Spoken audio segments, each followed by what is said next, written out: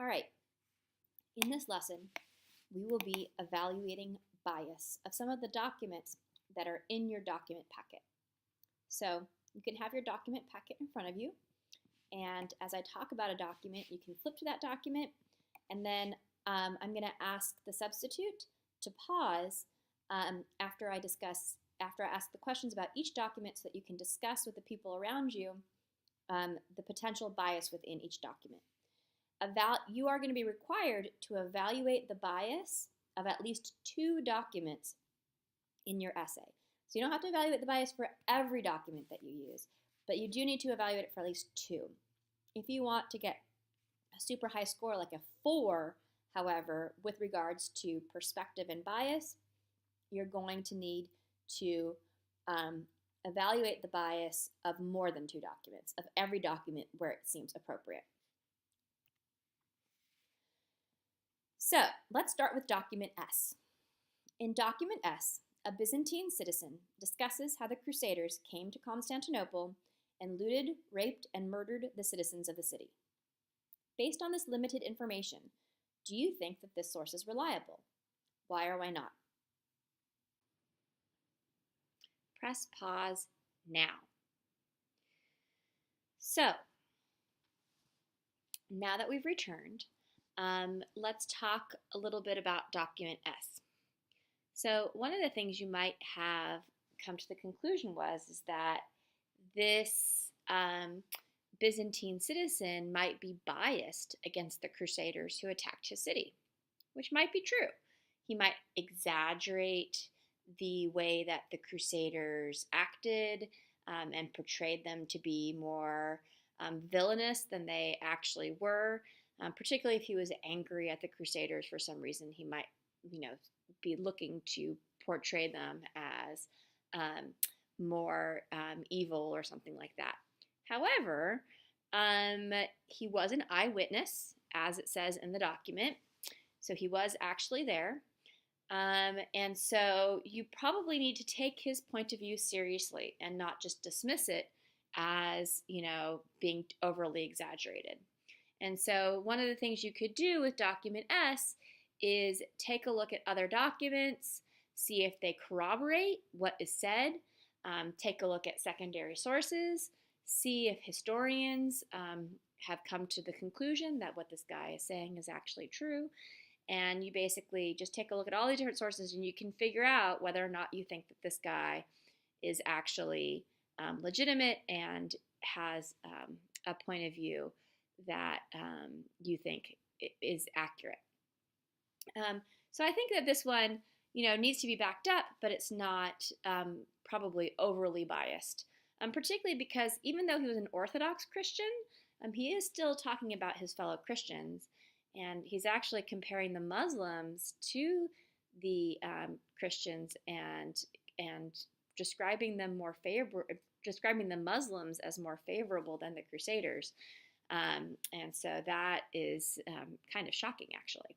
Okay, so now we're going to move on to document C. In document C, a European Christian is talking about how horrible his fellow Europeans are acting towards the Jews. He is deeply ashamed.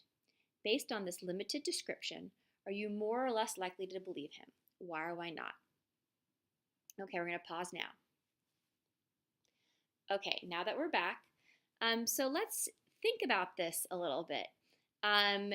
So here's a European Christian who is criticizing his fellow European Christians. Human beings are amazingly tribal creatures. We tend to support our own. And here he's criticizing his own and defending a group of people who historically have been very discriminated against. And, remember, he's writing this document during a time when, there's not this whole teaching tolerance movement. There's not this whole, we need to appreciate diversity. There's very little religious tolerance. Just, a couple hundred years ago, Charlemagne was like chopping off everybody's head who didn't believe in his religion. So clearly, there's something going on here when this European Christian is feeling like the Jews are being treated poorly. And so I would say that this is a very powerful document that kind of speaks for itself, doesn't really need to be backed up by anything, but it could definitely be used to back up other documents that you might see as more biased or suspect in order to really show exactly what happened to the Jews. Okay, and then let's go on to document F and G. So in these two documents, two different European crusaders talk about how many people they killed during the First Crusade. One talks about how they killed women and men, and one talks about how they killed people regardless of their age.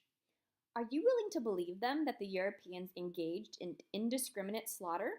Indiscriminate means they don't care who they killed or who they didn't kill. Why or why not? So we're going to pause right now, and then when we restart, I'll give you my thoughts. Okay, so I think that these documents do in fact show that the Crusaders were very murderous and that they were killing everybody in sight. Did they kill as much as they said they did? Did they kill so much that they were wading up to their ankles in blood?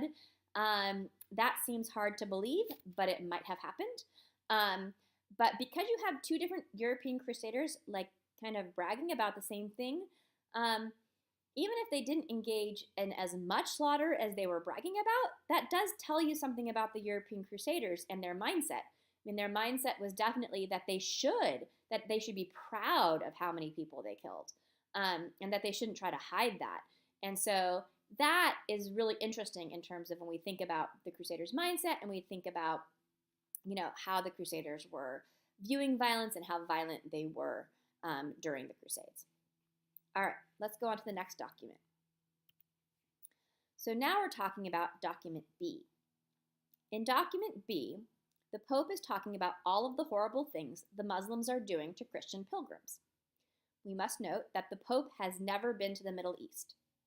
Are you more or less likely to believe his assertion that the Muslims are committing atrocities? Why or why not? I would ask you in your discussions to remember that this is one of the documents that, while it wasn't written directly after his speech, it was written a few years later, this is one of the documents that Europeans used to figure out why they went on crusades, what the justifications were for going on the crusades.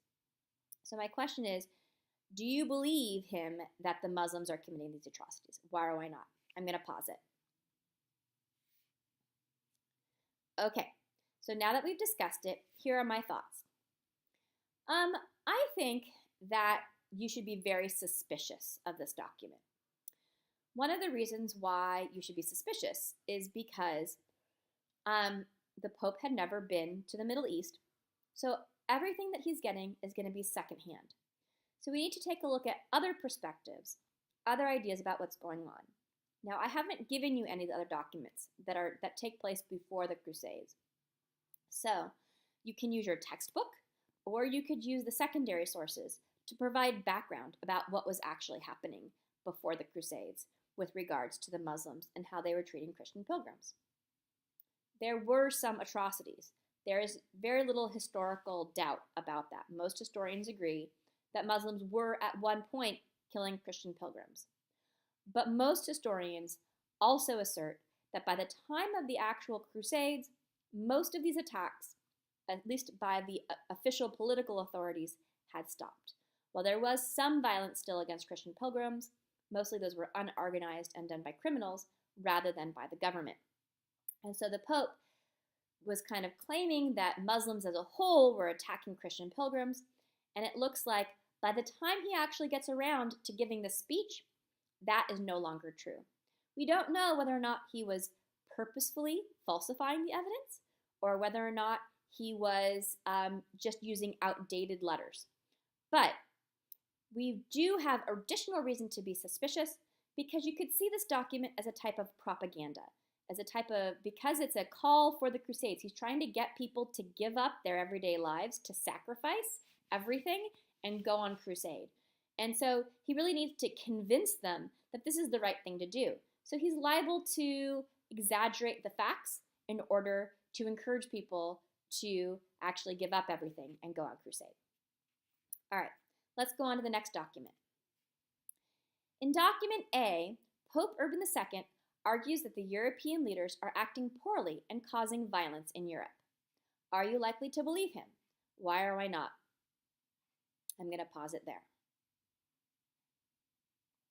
Okay, so I think that this is a really interesting question, right? Pope Urban II is on the same quote-unquote team as these other Europeans.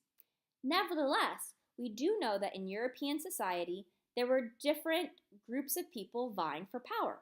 You have the political leaders on one hand, and you have the church leaders on the other hand. In document A, you see him saying basically like, leave the church's stuff alone. Don't mess with church affairs. Leave our property alone. Don't tax the church, and these types of things, right? So to a certain extent, while it may be true that European leaders did in fact act poorly towards their, and treated people badly and those types of things, Pope Urban II may be specifically saying this in order to get the European leaders to feel guilty about what they're doing so that they go on crusade and leave him alone, and basically help him to consolidate his power within Europe. So to a certain extent, some of these things could be seen as his way of basically saying, European leaders, stop fighting amongst each other, stop the crime, go to the Middle East, and leave me with all the power. Because Pope Urban II isn't the one who's going on crusade, he's sending other people on crusade. Okay, and I think that's it for the documents. So remember, you're going to need to analyze at least 2 documents for bias in your paper. And you can use it in a jujitsu paragraph or in other ways in which you say, well, it looks like this document is really biased, but in fact, it can be really backed up with this document because this document has a lot, this document is from a completely different perspective. Or you can say, this document looks biased and this document might also be biased, but if you put them together, you're more likely to believe it. Or you could say, this document is really biased and here we have other documents that refute it or secondary sources that go against it. And therefore, this document, while it could be used against my argument, is in fact a really bad document. Okay. If you're confused about any of this or if you need a refresher on bias, I will be posting this on my website, so go take a look. Thank you.